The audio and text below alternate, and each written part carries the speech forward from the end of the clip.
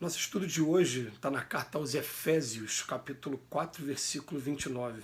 Não saia da vossa boca nenhuma palavra torpe, mas só a que for boa para promover a edificação, para que dê graças aos que a ouvem. Palavras de Paulo. Emmanuel vem comentar na lição do livro Caminho, Verdade e Vida, 45, Conversar. O gosto de conversar retamente e as palavras edificantes caracteriza as relações de legítimo amor fraternal.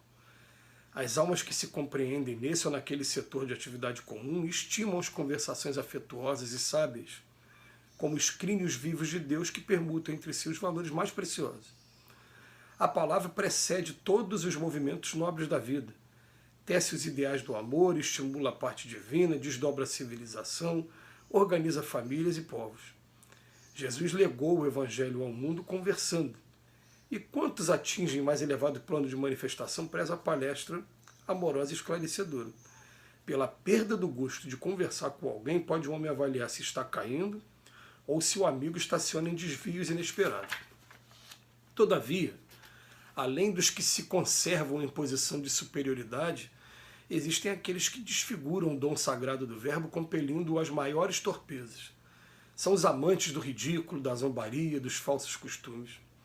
A palavra, porém, é dádiva tão santa que, ainda aí, revela aos ouvintes corretos a qualidade do espírito que a insulta e desfigura, colocando-o imediatamente no baixo lugar que lhe compete nos quadros da vida.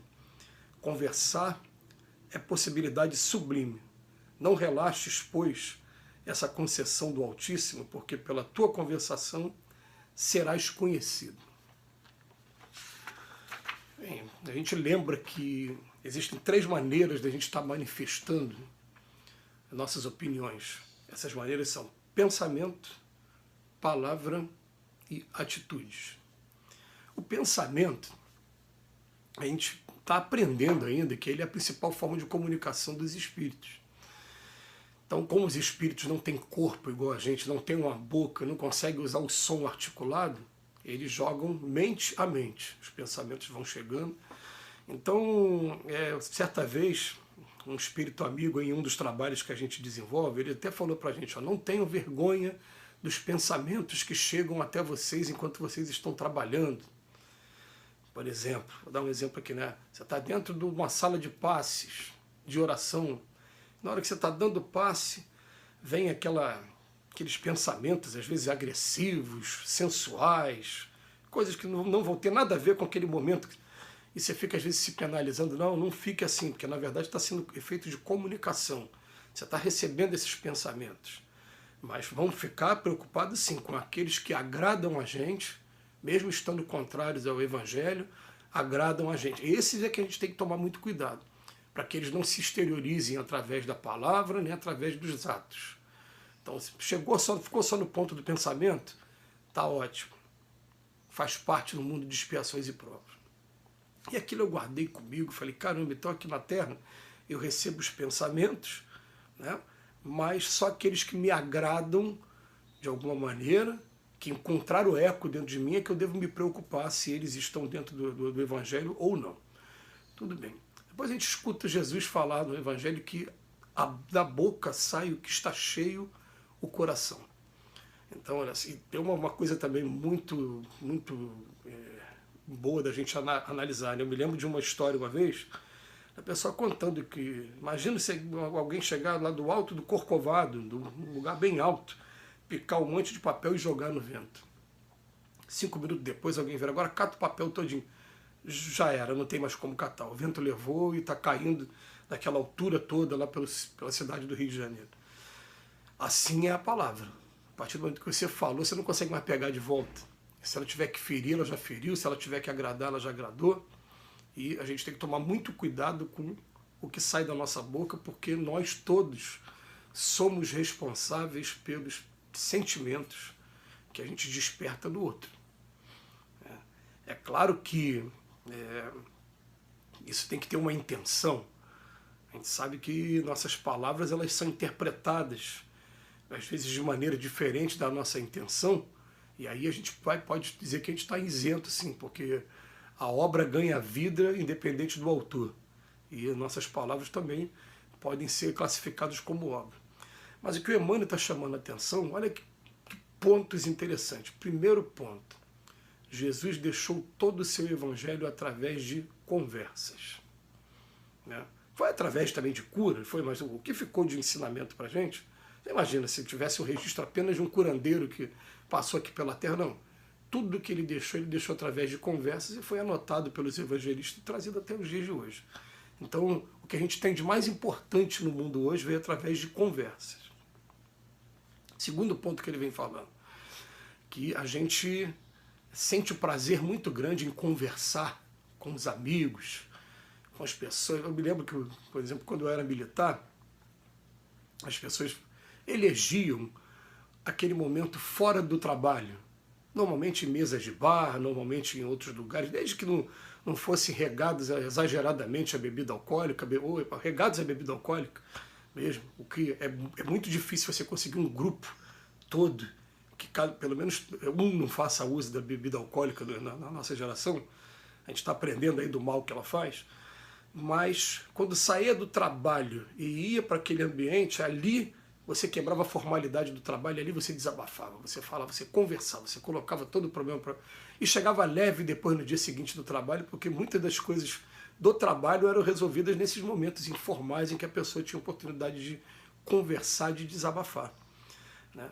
Então, olha bem, eu me lembro até de uma música aí do nosso querido Milton Nascimento, falando: nada de novo existe nesse planeta que não se fale aqui na mesa do bar. Eu assisti verdadeiras terapias, mais uma vez, sem ter a necessidade de fazer o uso da bebida alcoólica, ou quando fez de maneira muito moderada. Mas ali atendendo pessoas com depressão, com problemas familiares graves, que simplesmente se sentiu mais aliviado porque botaram para fora, tiveram coragem de falar, de conversar. Mas voltando para cá, né? Então o que acontece?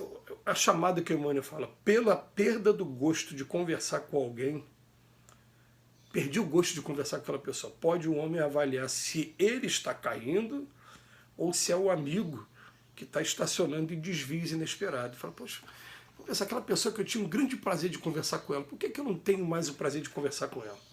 Ah, porque todas as vezes que eu paro para conversar com ela, ela quer levar o assunto para o lado de política e começa a vir com essa coisa da polarização de agressivo contra aquela que pensa de maneira contrária. É um dos motivos. Ah, porque essa pessoa... A gente começa a analisar por que eu estou me tornando incompatível. Eu tenho esse cuidado muito grande, sabe? Eu defendo muito aquela tese de que é possível, sim, você ser um homem religioso sem ser um homem chato. Desculpa que usar a palavra bem, né? Bem no popular mesmo. Porque tem gente que acha que você ser religioso, você tem que ser aquela pessoa áspera, séria, aquela pessoa... Não, você pode continuar vivendo a sua vida. Aliás, tem um texto maravilhoso no Evangelho, se chama O Homem do Mundo. Ele fala pra gente simplesmente, ó, vivam os prazeres da geração de vocês, mas tomando cuidado de estar sempre, né, pedindo a Deus força para não magoar essas pessoas, não brincar com o sentimento das pessoas, e nem também destruir sua saúde com substância, como eu falei, do álcool, mas viva os prazeres da sua geração. Né? Ninguém está sendo convidado a se excluir da sociedade para isso, não. Mas ele vem chamar a atenção, todavia, existem aqueles que desfiguram o dom sagrado, ficam só no ridículo, na zombaria, dos falsos costumes.